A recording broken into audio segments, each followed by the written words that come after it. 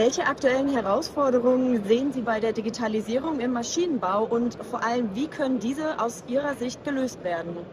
Ja, zum einen haben wir viele Potenziale, die damit verbunden sind. Ja, diese Herausforderungen bedeuten, dass man die Digitalisierung, die ja sehr stark im Fokus ist, damit verbunden ist, dass Daten produziert werden. Und mit den Daten können wir natürlich sehr viel anfangen und mit diversen KI-Modellen sozusagen Intelligenz in Maschinen bringen, aber auch Intelligenz generieren, die aus den Maschinendaten abgeleitet sind. Es gibt Verfahren, die in beide Richtungen gehen. Und diese eröffnen diverse Potenziale, nicht nur für die Hersteller von Maschinen, sondern auch für die Nutzer.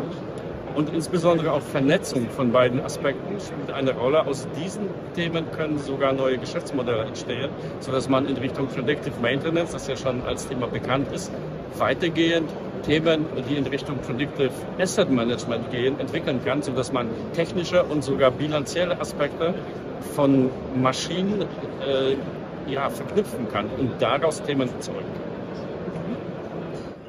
Digitalisierungslösungen sind auch ein wichtiger Baustein, um mehr Nachhaltigkeit und eben auch Ressourceneffizienz zu erzielen. Wo sehen Sie derzeit einfache Stellhebel für die Industrie? Die einfachen Stellhebel bestehen insbesondere darin, durch intelligente Softwareverfahren Scheduling-Prozesse zu organisieren, die in der Lage sind, Produktionsziele und Energieeffizienzziele miteinander zu verbinden und sie gegeneinander zu balancieren, sodass also mehrere KPI-Zielverfolgungsstrategien gleichzeitig möglich sind. Ja, das ist mit Softwareverfahren, mit KI-basierten Scheduling-Algorithmen heute möglich und auch durchaus bereits im Einsatz. Ja, um mal ein konkretes Beispiel zu geben. Wir haben in Deutschland 140 Kaltwalzwerke. Ein Kaltwalzwerk braucht so 100 Megawatt. Und man kann natürlich an diesen Kaltwalzwerken an einem windigen Tag die dicken Qualitäten walzen und an einem Tag mit wenig erneuerbarer Energie vielleicht mal die dünneren. Da braucht man immer noch genauso viel Personal. Und über mehrere Tage betrachtet kann man immer noch die Termine einhalten. Man muss halt nur dynamisch umplanen mit einer Wettervorhersage oder einer Preisvorwärtskurve. Und all das ist möglich. Man kann also den CO2-Verbrauch, die Energiekosten dramatisch senken mit ein Stück Software. Und da geht in Deutschland eine Menge mehr. Und da wünschte man sich, dass da hier auch mehr Aktivität von dieser Messe ausgeht.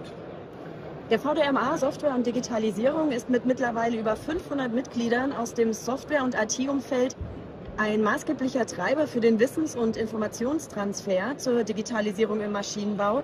Welche Bedeutung messen Sie solchen branchenübergreifenden Netzwerken als Unternehmen zu?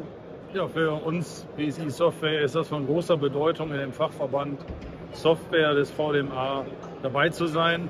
Wir sind ja schon seit 15 Jahren dabei und wir genießen das sehr, im Dialog mit Maschinenbauern ganz konkrete Lösungen zu diskutieren.